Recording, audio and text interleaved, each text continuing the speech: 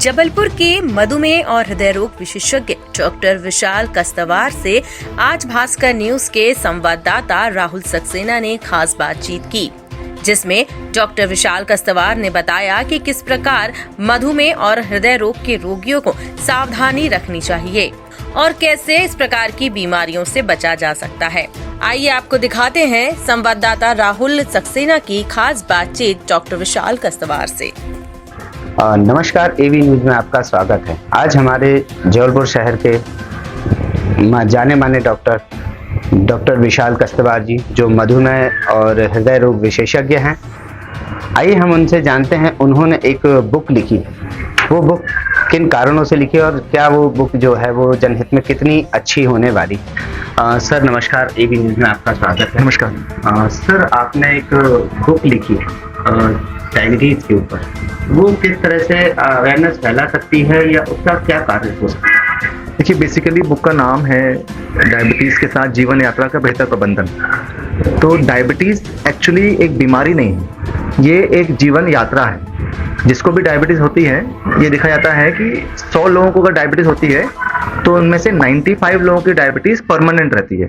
सिर्फ 4 या 5% लोगों की डायबिटीज ही रिवर्स हो पाती है।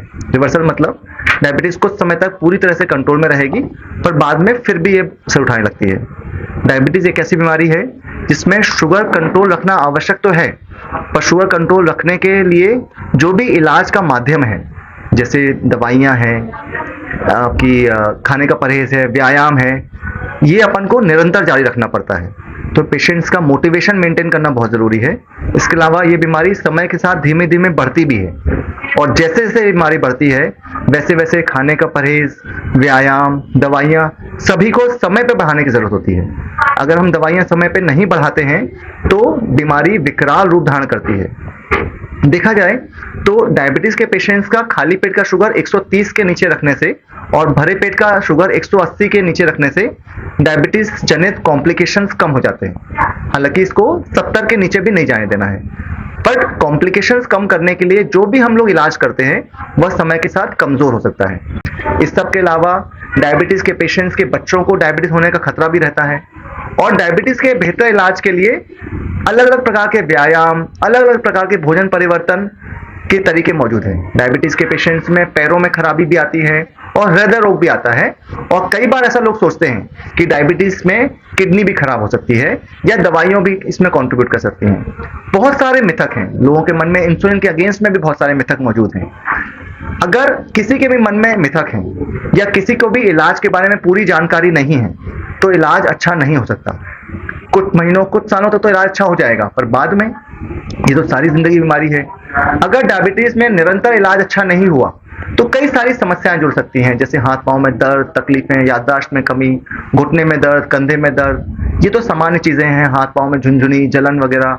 पर इसके अलावा बड़ी परेशानियां आ सकती हैं। किसी को आंखों में मोतियाबिंद कम उम्र में आता है, किसी का रेटिना कमजोर हो सकता है, किसी को हार्ट या किडनी में ब्लॉकेज आ सकते हैं, किसी को लकवा मार सकता है, किसी को बाईपास की जरूरत पड़ सकती है, किसी का लिंग खराब हो सकता है, किसी के हाथ पांव को काटना भी पड़ सकता है क्योंकि उसको सड़ने लगते हैं। इन सब समस्याओं से को देखते हुए देखा जाए तो डायबिटीज एक बहुत ही सीरियस बीमारी है, किंतु यह बीमारी सीरियस होने के बावजूद साइलेंट है और डैमेज साइलेंटली होते रहते हैं, और साइलेंट डैमेज को हम लोग बचा सकते हैं अगर इलाज शुरू से किया जाए, निरंतर किया जाए, अच्छे से किया जाए, और डायबिटीज के संदर्भ में ज्ञान दिया जाए, लोगों को जानकारी हो कि इस बीमारी के लिए क्या करना है, इस बीमारी को कैसे बढ़ने से रोकना है, तो इलाज बहुत अच्छा हो सकता है। यह सिस्टम लोगों तक पहुंचे, लोगों को जानकारियां मिलें, उस संदर्भ में मैंने ये किताब लिखी है, जिसमें डायबिटीज से रिलेटेड लगभग सभी एस्पेक्ट्स कवर किए हैं। Family aspect, insulin aspect, kidney aspect, हर चीज कवर की गई है।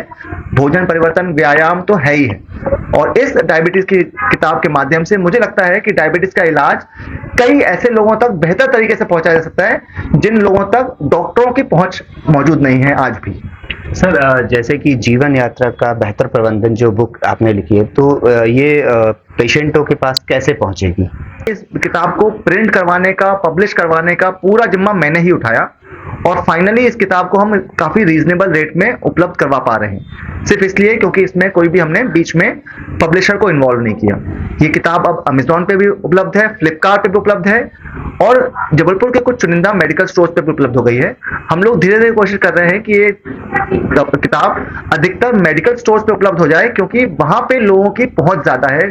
जो डायबिटीज के पेशेंट्स हैं, जो जरूरतमंद लोग हैं, उन तक इस किताब की पहुंच जाए, इसलिए हम लोग मेडिकल स्टोर्स पे पहले उपलब्ध करा रहे हैं। और उसके बाद हम कोशिश करेंगे कुछ बुक स्टोर्स पे भी, जहां पे लोग ज्यादा जाते हैं, वहां पे पहुंच जाए, जहां से लोग प्रोक्योर कर सकते हैं। सर, जैसा कि देखा जाता है छोटे छोटे बच्चों में भी शुगर और हार्ट की प्रॉब्लम आजकल निरंतर चली आ रही हैं। तो आज छोटी सी उम्र में जो हमें बीमारियां क्षतिग्रस्त कर देती हैं, इससे बचने के लिए क्या हम पहले से कोई प्रिकॉशन ले सकते हैं या फिर कोई बेहतर सजेशन?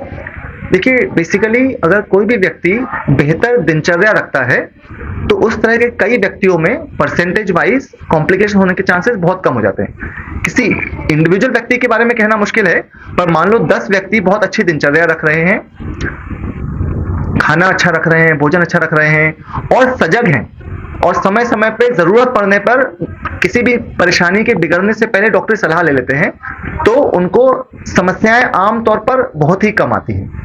सर, जैसे कि देखा जाता है कि शुगर को ना खत्म होने वाली बीमारी भी कहा जाता है, तो इसमें काफी लोग डर जाते हैं। यदि शुगर हो गई तो उनका जो डर है वो और हाइपर होता है, शुगर को और हाइपर करता है, या उससे हमें लड़ना है? क्या किस तरह से हम बचाव रख सकते हैं? देखिए, बेसिकली डर के कोई काम नहीं हो सकता।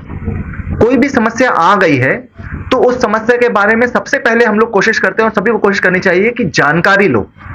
ये समस्या क्या है, ये समस्या क्या कर सकती है, ये समस्या किस तरीके से क्या कर सकती है, और फिर हम उससे लड़ने के लिए सशक्त हो जाते हैं। डरने से तो काम नहीं बनेगा, पर जानने से काम बनता है।